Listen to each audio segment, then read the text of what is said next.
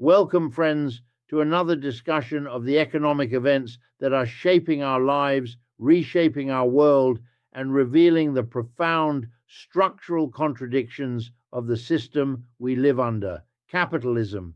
This is Richard Wolff. Today, I want to take you through a story that is currently playing out in the headlines, a story that the mainstream media presents to you as a series of isolated political squabbles, personality conflicts, or perhaps just the erratic behavior of one man, Donald Trump. But I am here to tell you that if you look at this through the lens of economics, through the lens of class analysis, you will see something very different. You will see the symptoms of an empire in decline, flailing against its own economic realities, and a ruling class that is so fractured, so desperate to maintain its grip, that it is now turning on its closest allies and even tearing apart its own infrastructure.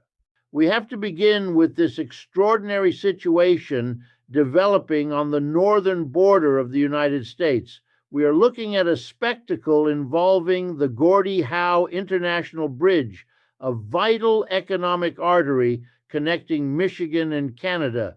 Now look at the players here. You have the big three automakers, General Motors, Ford, Stellantis. These are the titans of American industry, the very heart of what we used to call the arsenal of democracy.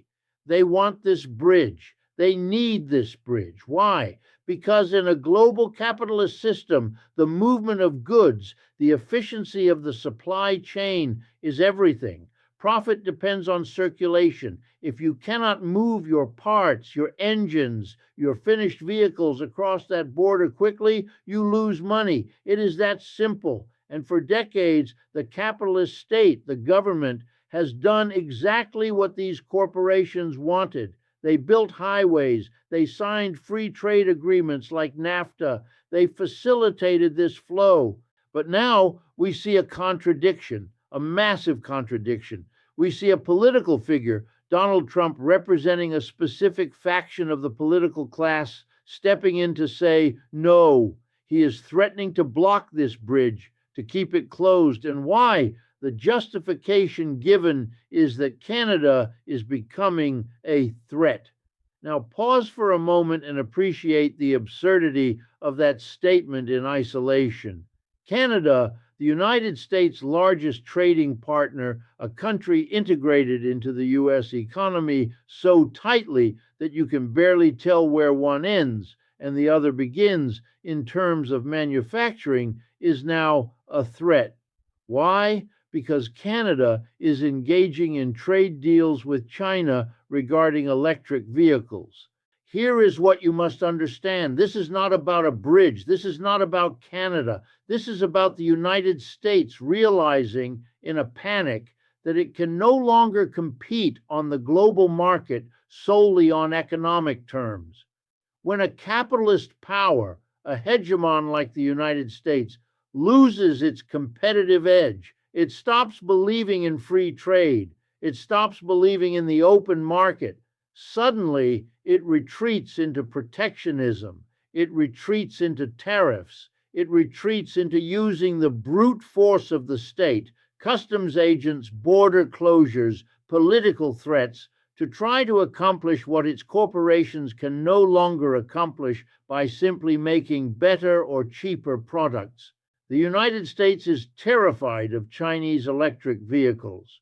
They are terrified because the Chinese state capitalist model has managed to produce these vehicles efficiently, and now they are finding their way into the global market.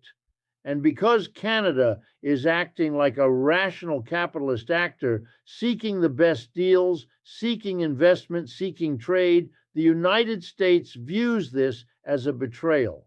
It is the behavior of a jealous, declining monopolist. Trump says, if you deal with them, I will strangle your economy. But in doing so, look at who he hurts. He hurts the Michigan economy. He hurts the U.S. auto workers. He hurts the very capitalist class in Detroit that he claims to represent. This is what we call a contradiction of the state. The state is supposed to manage the common affairs of the bourgeoisie, the capitalist class. But here, the political imperatives of the empire, the need to contain China, the need to project strength, the need to bully allies into submission are directly conflicting with the economic immediate needs of General Motors and Ford. The system is eating itself. The bridge is finished. The concrete is poured. The capital has been invested. Millions, billions of dollars of accumulated labor value are sitting there in that bridge, and the political leader wants to render it useless. This is the destruction of capital. It is irrational, it is chaotic, and it is exactly what happens when a system runs out of room to expand and starts turning inward. And let's look deeper at the mechanism here. The report says the federal government provides the customs agents. This is the choke point. The state controls the labor, the police power at the border that allows the capital to flow.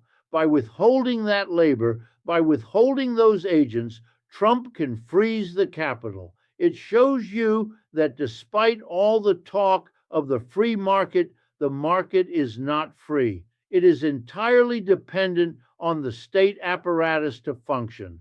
Without the government stamping the papers and waving the trucks through, the free market of the auto industry grinds to a halt. It exposes the lie of libertarian capitalism. There is no such thing. Capital needs the state like a body needs a skeleton, and right now the skeleton is fighting the body. But there is another layer to this news report, and we must weave it in because it paints the full picture of the American condition right now. While this economic war is being threatened against Canada, while the working people of Michigan are being used as pawns in a geopolitical game they have no say in, we have this bubbling, festering scandal regarding Jeffrey Epstein. We have new revelations about Trump calling police chiefs, about Ghislaine Maxwell offering to clear names in exchange for clemency. You might ask, Richard, what does this have to do with the bridge? It has everything to do with it, because it shows you the moral character, the internal culture of the class that is making these decisions. We are not dealing with a benevolent group of planners who are worried about the welfare of the American people. We are dealing with a ruling elite that is deeply incestuous, deeply corrupt, and focused entirely on its own preservation. The Epstein case is not an anomaly. It is a window into how the ultra-wealthy, the people who own the bridges, who own the factories, who buy the politicians, live their lives. They live above the law. They create networks of mutual protection. When Trump calls a police chief about Epstein, or when Bill Clinton is dragged into the testimony, or when Prince Andrew is scrutinized, what you are seeing is the class solidarity of the elite. They protect each other until they can't, until the contradictions become too great, and then they start turning on each other, just like Trump is turning on the auto industry's interests with this bridge. It is a spectacle of decay. On one hand, you have the economic irrationality, blocking a bridge that brings goods to your own people to spite a trade rival. On the other hand, you have the moral irrationality, a ruling class tangled in a web of exploitation and abuse, frantically trying to hide their secrets while the public looks on in horror. And who pays the price for both? You do, the worker in Detroit whose factory slows down because parts can't cross the bridge. He pays. The taxpayer who funded that bridge, they pay. The victims of the crimes that were covered up by powerful men, they pay. And notice the distraction technique. The analyst in the report mentions that Trump's attacks on the bridge might be a distraction from the Epstein files. This is an old trick. In Rome, they called it bread and circuses, though lately we are getting a lot more circus and a lot less bread. When the internal rot becomes too visible, when the Epstein files threaten to expose too much, you create an external enemy. You point at Canada, you point at China, you say, look over there, the Canadians are smuggling Chinese EVs. That is the threat. You whip up nationalism, you whip up xenophobia, you create a crisis at the border to take the eyes off the crisis in the boardroom and the crisis in the palace. This is standard operating procedure for a system in crisis, but it is dangerous. It is dangerous because real people's livelihoods are attached to that bridge. Real economies in Southwest Detroit and Windsor are dependent on that flow of commerce. To play with it like a toy, to use it as a poker chip in a game of political survival, shows a profound contempt for the working class. It shows that to these people, the economy is not a way to provide for human needs. It is a weapon. It is a tool of coercion. And let's go back to the China aspect, because this is the ghost haunting the whole machine. The United States cannot compete with the new productive capacities emerging in the East, specifically in green technology. Instead of investing in our own capacity, instead of planning an economy that could transition workers to these new industries, the response is to build walls, or in this case, block bridges.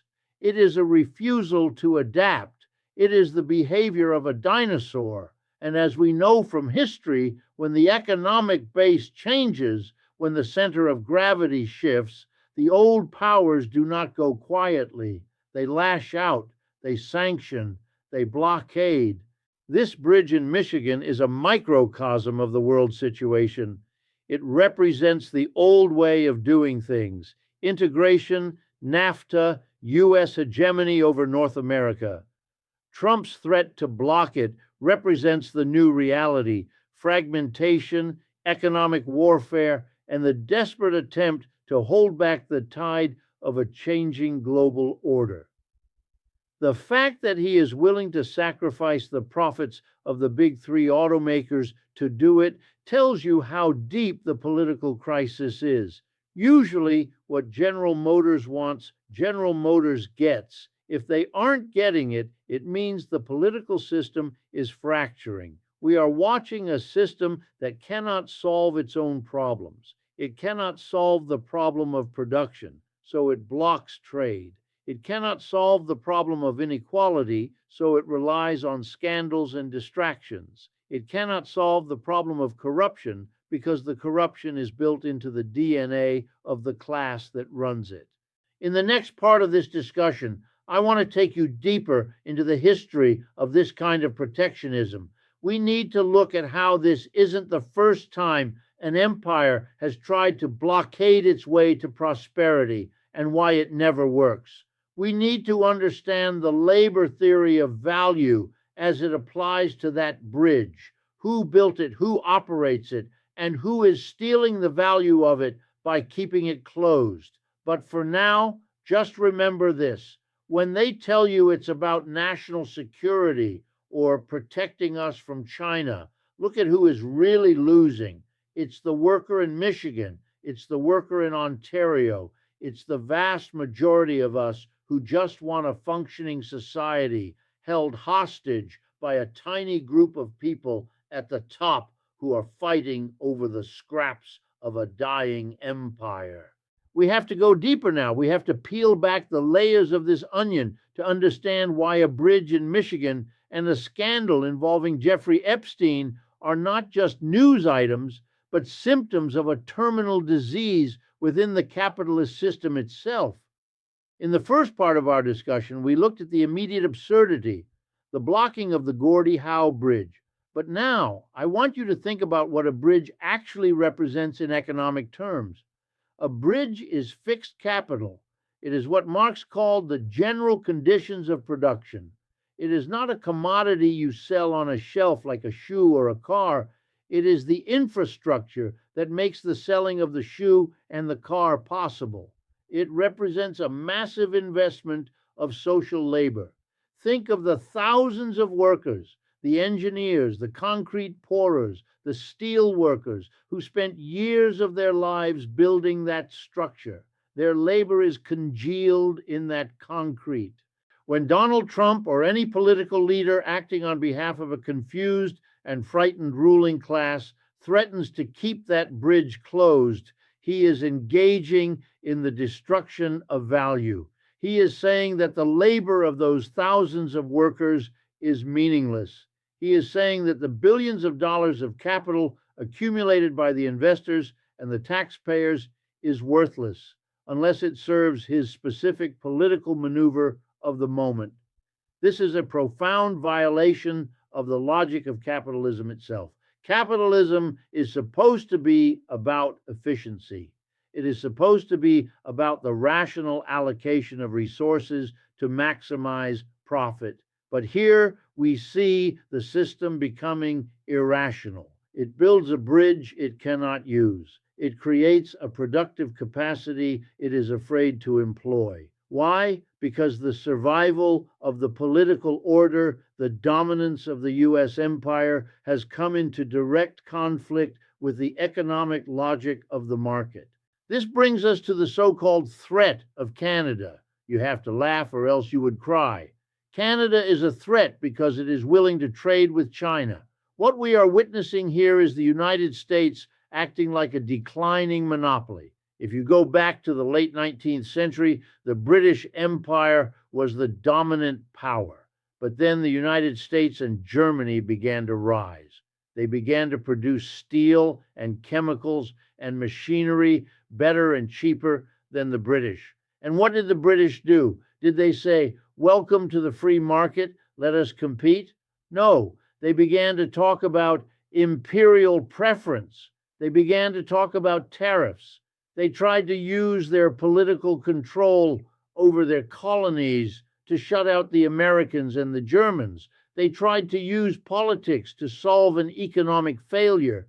It didn't work then, and it led to World War I. Today, the United States is in the position of the British Empire. China is the rising power. China has developed a system, market socialism, state capitalism, call it what you want, that has proven capable of producing electric vehicles, solar panels, and high-speed rail at a quality and price that American capitalists cannot match. The American auto industry, the big three in Detroit, they sat on their hands for decades. They profited from gas-guzzling SUVs while the world moved on. They took their profits and did stock buybacks instead of research and development. They enriched their CEOs instead of innovating. And now suddenly they wake up and realize they are 10 years behind. So what is the response? Is the response a massive government program to rebuild American industry? Is it a Green New Deal that would employ millions of Americans to build our own EVs? No. The response is to look at Canada and say, if you buy from them, we will break your legs. It is the logic of the mafia. It is the logic of the gangster. Nice economy you have there, Canada. Shame if something happened to that bridge. This is not strength. This is weakness masquerading as strength. A strong economy does not need to blockade its neighbors to succeed. A strong economy competes. A weak economy bullies, and this bullying has a cost. It fractures the alliances that the U.S. has relied on for 75 years. Canada is not just a neighbor, it is the closest economic appendage of the U.S. If you alienate Canada, if you alienate Mexico, you are isolating yourself in a fortress of your own making. And inside that fortress, the rot continues. This brings us back to the Epstein matter, which we must integrate into this conclusion because it is the other side of the same coin. If the bridge represents the failure of the economic leadership, the Epstein scandal represents the total collapse of moral and political leadership. You cannot separate the economy from the culture. The economy is how we produce and distribute the goods of life. The culture is how we make sense of it. When the economy becomes predatory, when it becomes about extracting rents, squeezing workers, and financial speculation rather than production, the culture becomes predatory too. The Epstein scandal reveals a ruling class that views other human beings not as ends in themselves, but as objects to be consumed. Just as the capitalist views the worker merely as a cost of production to be minimized and exploited, the predators in the Epstein circle viewed young women and girls merely as objects for their gratification. It is the same logic of commodification carried to its most grotesque, horrific extreme. And the cover up? The fact that Trump, Clinton, Prince Andrew, and who knows how many others are implicated, it shows the solidarity of this class. They fight each other in public, Democrats versus Republicans, Fox News versus MSNBC. They scream and yell about wokeism or freedom. But when it comes to protecting their own privilege, when it comes to hiding their crimes, suddenly they are all on the same team. They are the team of the 1%.